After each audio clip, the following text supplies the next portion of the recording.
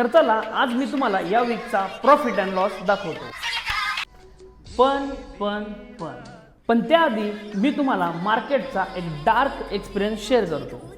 20,000चे 40 लाख करणं आणि 40 लाखाचे परत शून्य होताना बघणं, यामध्ये जी मानसिकता बिघडते ना मित्रांनो, खूप बेकार परिस्थिती असते।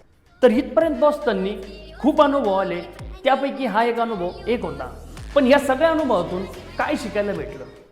बऱ्याचदा एका महिन्यामध्ये आपण 15 ते 20 लाख रुपये प्रॉफिट बघितला, पण मित्रांनो आपण जर शेवटी बघितलं तर मंथ ऑफ डेट आपण लईत लई 1.5 ते 2 लाख रुपये किंवा 2 ते 2.5 लाख रुपये मायनसमध्ये प्रॉफिट बघितलं आहे किंवा लॉस बघितला आहे।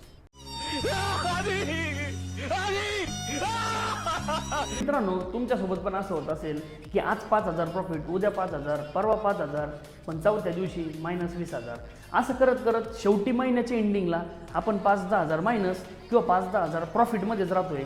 पण कॅल्क्युलेशन करताना असं होतं आहे की मी आज 5,000 प्रॉफिट केला।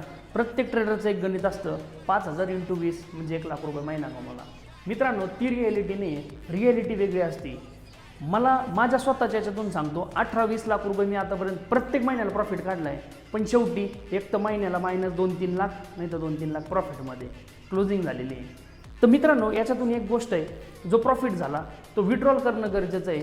छोटा छोटा प्रॉफिट महिन्याच्या शेवटपर्यंत घेऊन जाणं गरजेचं आहे। जोपर्यंत तो पैसा तुमच्या अकाउंटला आहे तो फक्त एक डिजिटल आकडा आहे, पण जेव्हा तुम्ही तो आकडा, तो डिजिटल मनी तुम्ही विड्रॉल करशाल, ती अमाऊंट तुमची कॅशमध्ये कन्वर्ट होती, and cash is always king.